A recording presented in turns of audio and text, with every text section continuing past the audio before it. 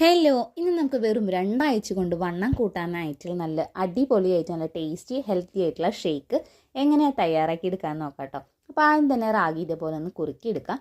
നമുക്ക് ഈ ഒരു വെറ്റ് ഗെയിൻ ഷേക്കിലേക്ക് ആവശ്യമായിട്ടുള്ളത് പഴം, കപ്പലണ്ടി, ഈത്തപ്പഴം, ബദാം, പിന്നെ പാലും.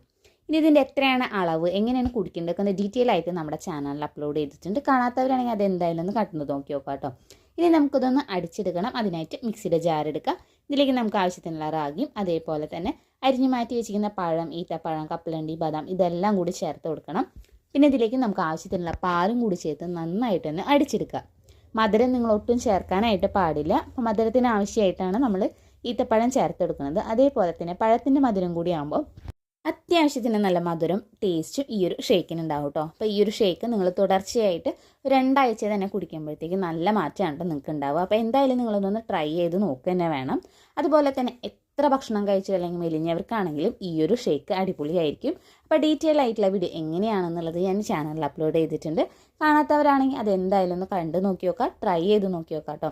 അപ്പോൾ ഇന്നത്തെ വീഡിയോ ഇത്രയേ ഉള്ളൂ. അപ്പോൾ ഈ ഒരു വീഡിയോ നിങ്ങൾക്ക് ഇഷ്ടമായി യൂസ്ഫുള്ളാന്ന് തോന്നുകയാണെങ്കിൽ ചാനലൊന്ന് സബ്സ്ക്രൈബ് ചെയ്ത് സപ്പോർട്ട് ചെയ്യുക. അതേപോലെ തന്നെ ഈ ഒരു വീഡിയോ നിങ്ങളുടെ ഫ്രണ്ട്സിനും റിലേറ്റീവ്സിനും ഒന്ന് ഷെയർ ചെയ്തും കൂടി കൊടുക്കുക.